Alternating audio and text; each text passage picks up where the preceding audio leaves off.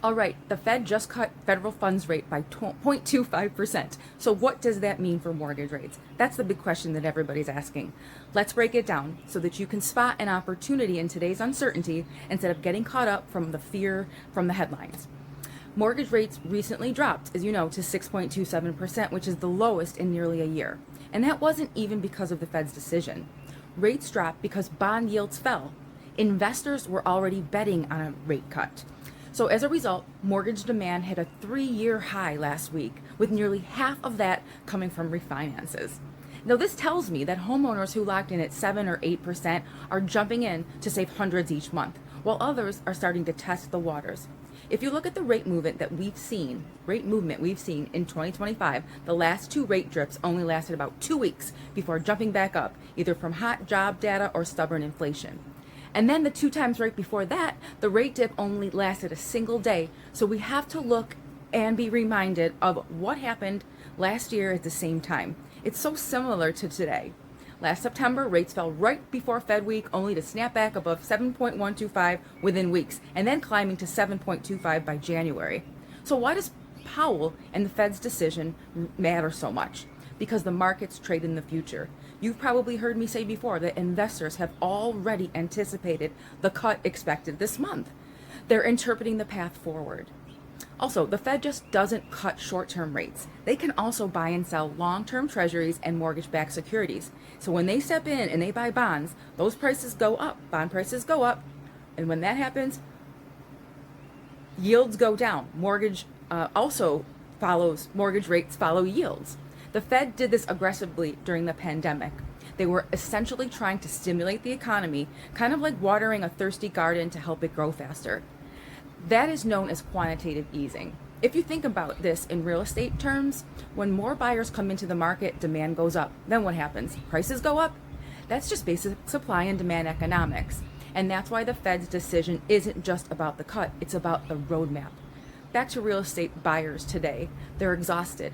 Volatility, affordability, and all this pressure is uncertain, making waiting out feel like a better safer bet. However, the psychology we're seeing is this. Anytime rates even modestly go up, down, what happens? Buyer demand starts to increase. This started on September 4th. Mortgage applications jumped immediately by 6%. For example, on a $600,000 loan, a 1% drop saves $400 a month. That's $5,000 a year. And that's real money. And that's why applications just spiked. Then what happens? When buyer competition rises, now important, multiple offers start bidding wars and push home prices higher. I personally saw that with some of my own borrowers over just the last 2 weekends. So if you're thinking about buying, the real question isn't, will rates go lower? It should be, should I act now before everybody else does? Once people simply feel stability, multiple offers on the right homes will come right back. Right now in our market, we're seeing increased inventory, giving borrowers some leverage. Homes are sitting longer, asking prices are being reduced, and more sellers are covering closing costs or buying down rates. And builders, well, they're seeing excess inventory as well. 2 years ago, none of this would even be on the table. If rates keep trending down even slowly, more buyers will return, and will likely shift back to a more balanced market with fewer seller incentives. That said, lower rates from here are not guaranteed. Inflation is still hanging around. It's been rising for 5 straight months. The last report shows overall prices are up 2.9% compared to this time last year, and core inflation, which leaves out food and energy, just hit its highest level in 4 months at 3.1. If prices keep climbing, investors will demand better returns on bonds to protect their money, which pushes bond yields up, and when that happens, mortgage rates usually go up too.